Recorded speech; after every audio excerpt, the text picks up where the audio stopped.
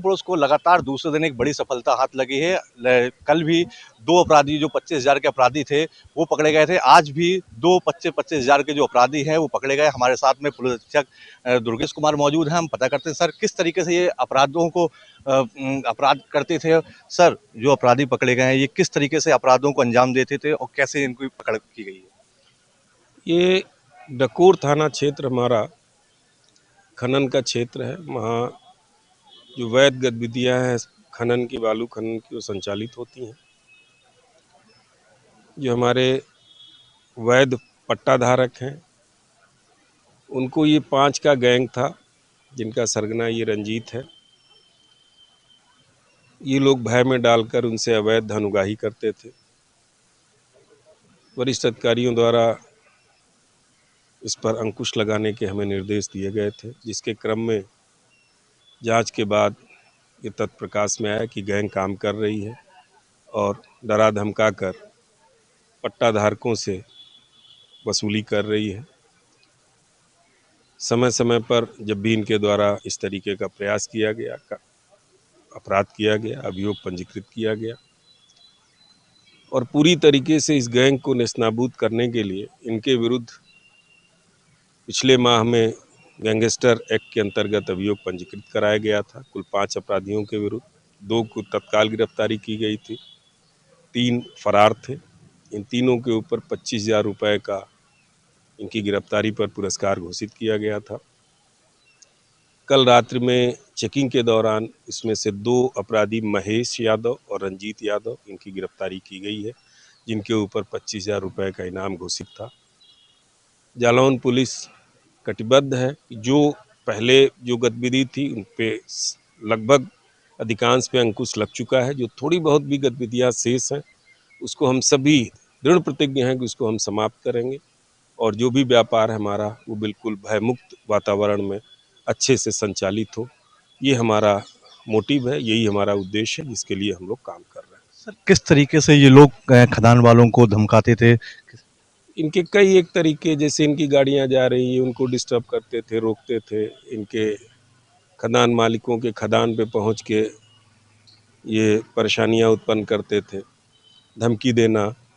तो ये थे हमारे साथ में जनपद जालौन के एसपी डॉक्टर दुर्गेश कुमार, जिन्होंने बताया कि जो जिस तरीके से ये अपराधी थे ये लगातार खदान वालों से उगाही करते थे, लेकिन लगातार जब खदान वालों से उगाही की तो उन्होंने इस जो खदान संचालक थे उन्होंने इसकी शिकायत पुलिस अधीक्षक से की, तो उन्होंने इस टीम लगाकर इस गिरोह का भंडाफोड़ किया है।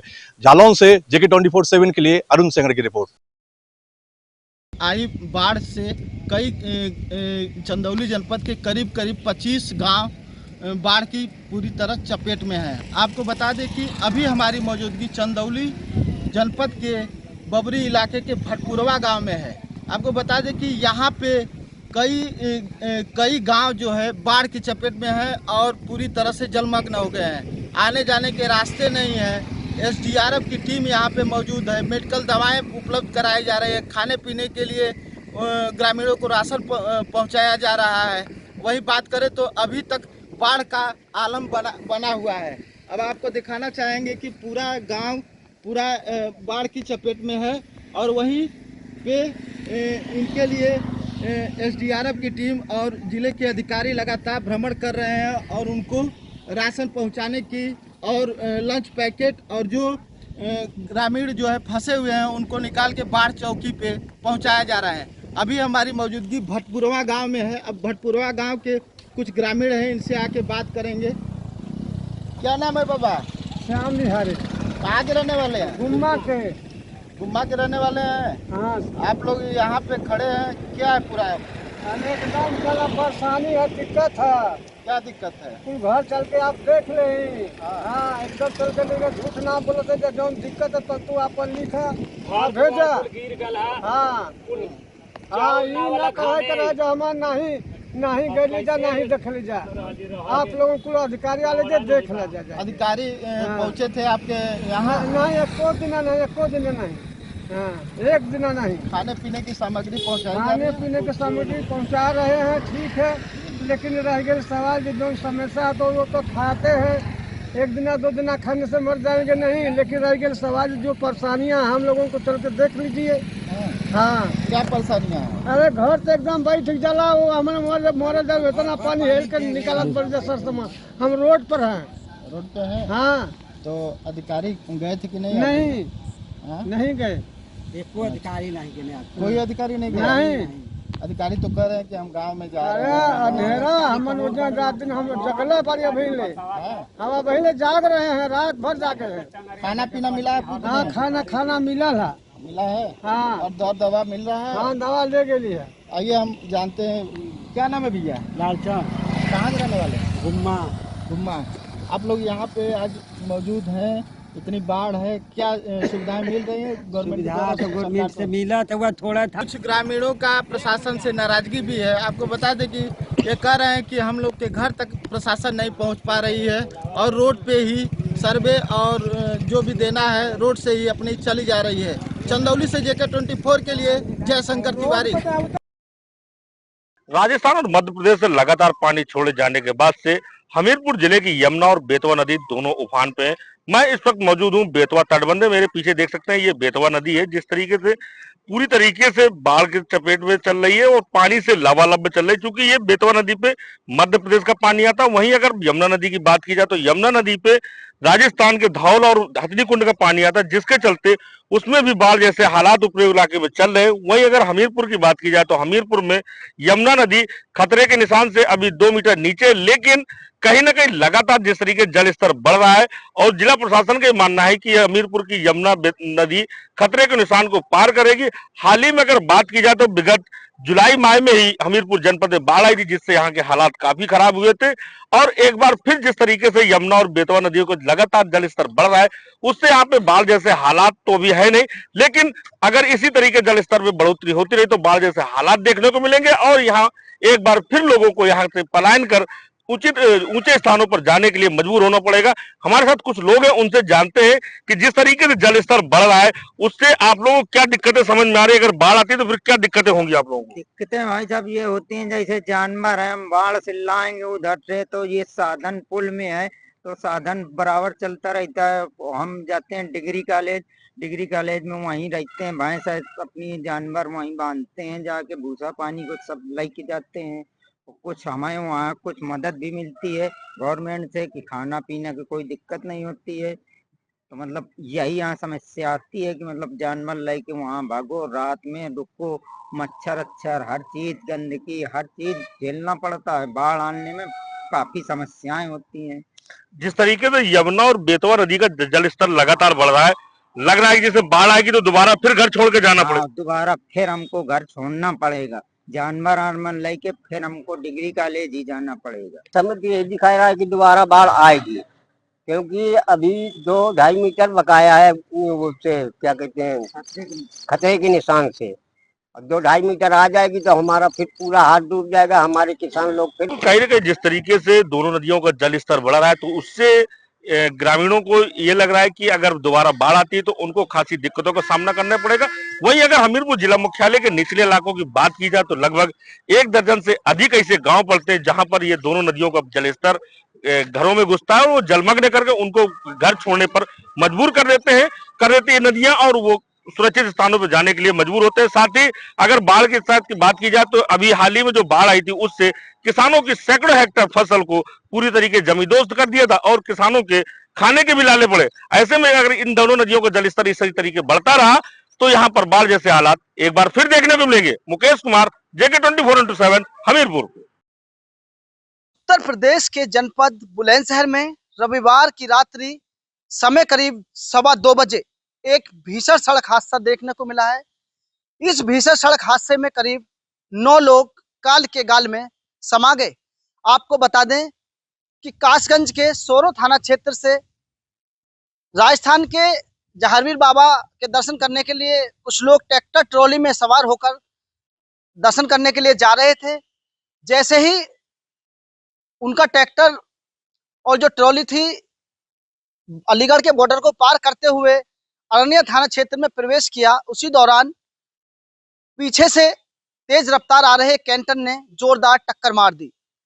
टक्कर इतनी जबरदस्त थी कि ट्रैक्टर ट्रॉली के परखचे उड़ गए और वहां पर जो ट्रॉली थी वो पलट गई, जिसमें सभी लोग जो है वो दब गए और कई लोग वहां मौके पर कई लोगों की करीब 8 लोगों की मौके पर ही इस घटना में मौत हो गई।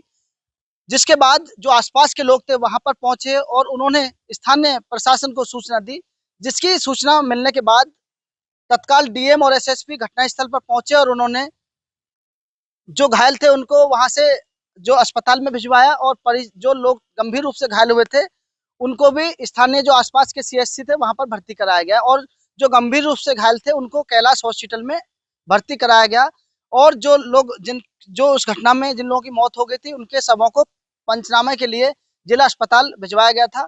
लेकिन उपचार के दौरान एक अन्य की भी मौत इसमें हुई है, तो इस घटना में कुल 9 लोगों की इसमें मौत हो गई थी।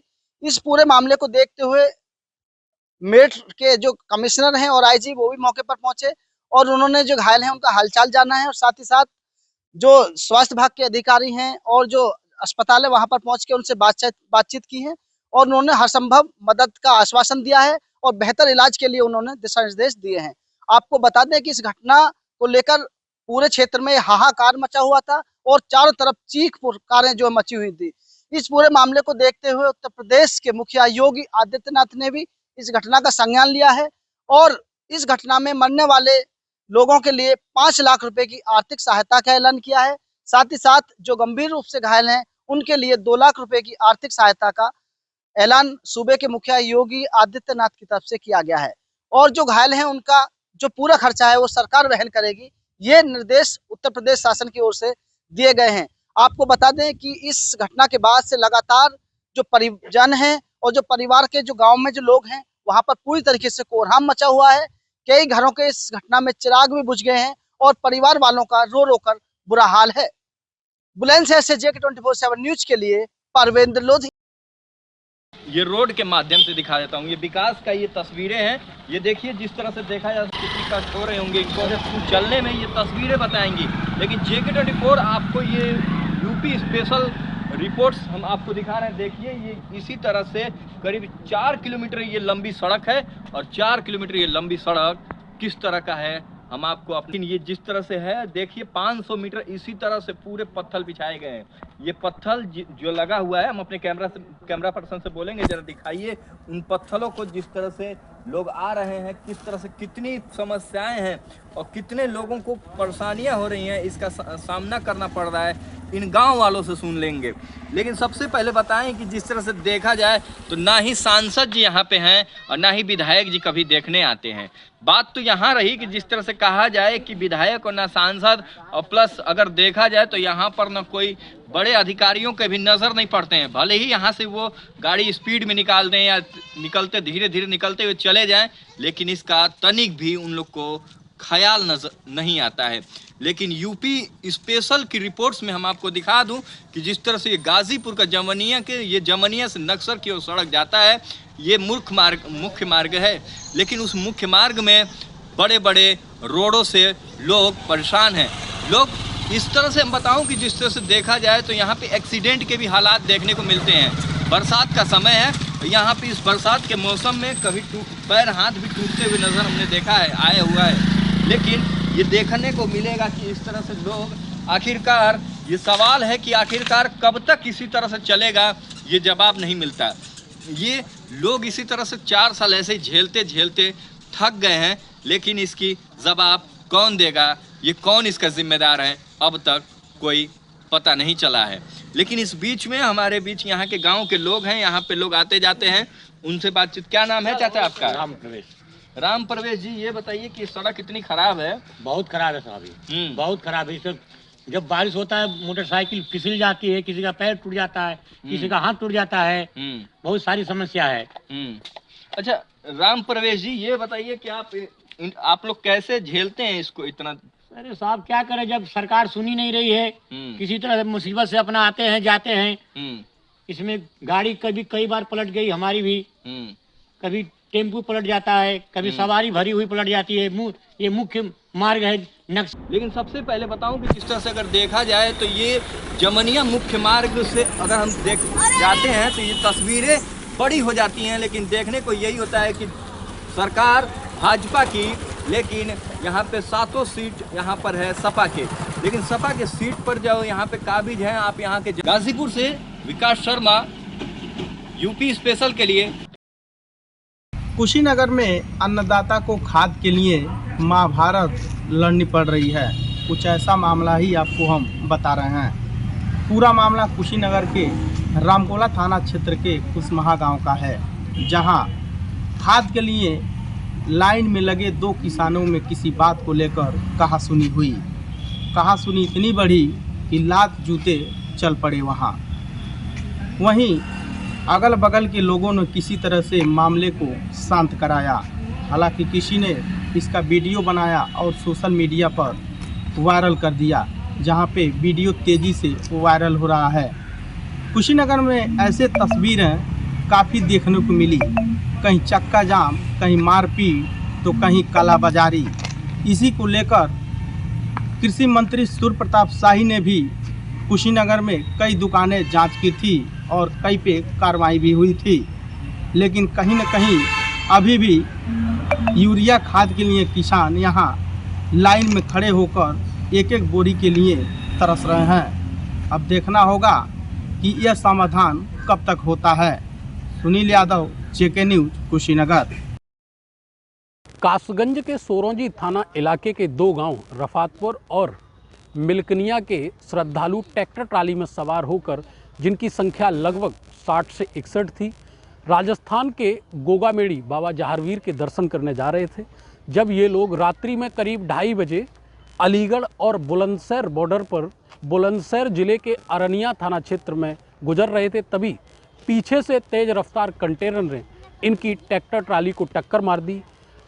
इस दर्दनाक हादसे में 8 लोगों की घटनास्थल पर ही मौत हो गई, जबकि एक ने कैलाश हॉस्पिटल में उपचार के दौरान दम तोड़ दिया।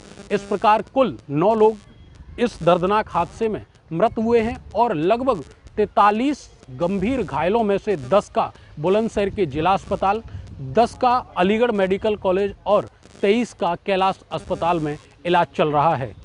हम इस समय सोरोंजी थाना क्षेत्र के रफातपुर गांव में हैं। यहीं से यहाँ के जो घायल हैं वो अधिकांश इसी गांव के हैं। लगभग 34 जो घायल हैं वो रफातपुर के ही हैं और लगभग 4 लोग जो मृत हैं वो रफातपुर के हैं। अब से कुछ देर पहले यहाँ पर एसडीएम सिटी संजीव कुमार और सीओ सिटी आंचल चौहान पहुँचे थे। पूरा प्रशासनिक अमला, स्थानीय पुलिस, पीएसी मौके पर मौजूद है। हम अपने साथी कैमरा पर्सन से कहेंगे कि वो दिखाएं। यहाँ पर बड़ी संख्या में हादसे की सूचना मिलने के बाद घायलों और मृतकों के रिश्तेदार, स्थानीय लोग यहाँ आए हुए हैं। पूरे गांव में शोक की लहर है, जबकि स्थानीय प्रशासन ने यहाँ पर मृतकों के दाह संस्कार की पूरी व्यवस्था की हुई है। डीएम प्रणय रंजन सिंह ने बताया है कि यहाँ से 3 टीमों को एसडीएम के नेतृत्व में बुलंदशहर रवाना किया गया है, जो अलग अलग घटना क्षेत्रों में जाकर यहाँ के ग्रामीणों और श्रद्धालुओं से मिलेंगी, जिसमें एक टीम पोस्टमार्टम हाउस जाएगी, एक टीम जो घटना स्थल है वहाँ पहुँचेगी और एक टीम जो घायल हैं उनसे मिलेगी। वहीं बात करें तो शासन ने इस मामले में संज्ञान लेते हुए घायलों को 50-50 हज़ार रुपये और मृतकों को 2-2 लाख रुपए की आर्थिक सहायता देने की घोषणा की है। साथ ही सीएम योगी ने ट्विटर पर यह बताया है कि जो घायल हैं उनके इलाज का पूरा खर्चा राज्य सरकार वहन करेगी। अतुल यादव, जेके 24, कासगंज। धान के खेत में छात्र का शव मिलने से हड़कंप मच गया। आपको बता दें, जनपद संभल की थाना कोतवाली चंदोसी क्षेत्र के कैथल के जंगल में धान की फसल में 10वीं का छात्र का शव मिला है और शव आपको बता दें लहू लुहान अवस्था में मिला है और छात्र की धारदार हथियारों से गोद कर हत्या की गई है। इसकी जो सूचना है वो स्थानीय लोगों द्वारा 112 पुलिस को दी गई। मौके पर पुलिस पहुंची और पुलिस ने उच्च अधिकारियों को बताया। जैसे ही यह खबर, छात्र के हत्या की खबर जनपद में फैली तो पुलिस विभाग में हड़कंप मच गया।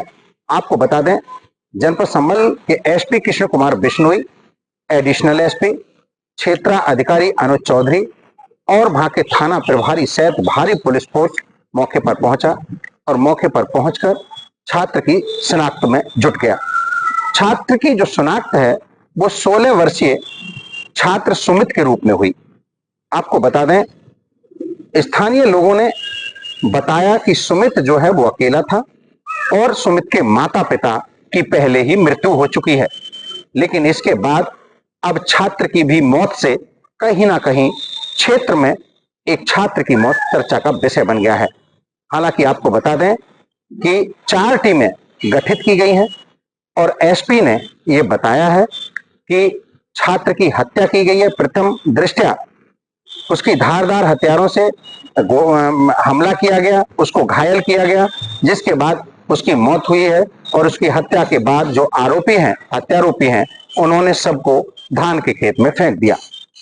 मौके पर पहुंचे एसपी ने यह भी बताया है कि घटना के खुलासे के लिए 4 टीमों को गठित किया गया है और चारों टीमें लगातार जांच पड़ताल कर रही हैं। छात्र 10वीं क्लास में पढ़ता था, जिसकी उम्र 16 वर्ष है। उसके साथियों से, उसके दोस्तों से प्रयास किया जा रहा है, उनसे संपर्क साधा जा रहा है कि छात्र के पास मोबाइल था या नहीं। ये देखने वाली बात है। अगर मोबाइल था तो छात्रों से उसका नंबर लिया जाएगा, लोकेशन पर लगाया जाएगा और ये पूछताछ की जाएगी कि वो किसके संपर्क में था, किस तरह से इस घटना को अंजाम दिया गया है। पुलिस सारे जो इसके जो पहलू हैं उनको खोज रही है, देख रही है। सर्वेलांस के माध्यम से तमाम खोजबीन अब पुलिस करेगी और एसपी ने सख्त निर्देश दिए हैं कि घटना का जल्द खुलासा किया जाए। मैं अपने सहयोगी के साथ विजय सिंह, जेके 24/7 न्यूज, जनपद संभल। इटावा जिले से एक हैरान कर देने वाला मामला सामने आया है। इटावा जनपद के भड़तना थाना क्षेत्र अंतर्गत एक फर्जीवाड़ा का मामला उजागर हुआ है। खनन माफियाओं ने फर्जी तरीके से एक कुटरचित दस्तावेज तैयार करके जो परमिशन थी वह हासिल की। इसका खुलासा तब हुआ जब भड़तना थाना पुलिस, जहां खनन माफिया खनन कर रहे थे मिट्टी का, उस स्थान पर पहुंची पुलिस, तो वहां से जो खनन करने वाले ट्रैक्टर के जो चालक थे वह फरार हो गए ट्रैक्टर छोड़कर, और 2 ट्रैक्टर को पुलिस ने कब्जे में ले लिया। तो खनन माफियाओं के जो मालिक थे वह जब वो अपनी परमिशन को पुलिस को दिखा रहे थे, तो पुलिस ने जैसे ही वह परमिशन हासिल की, तो जब जांच पड़ताल की तो उसमें पाया जो परमिशन दिखाई जा रही है वह पूर्ण रूप से फर्जी है।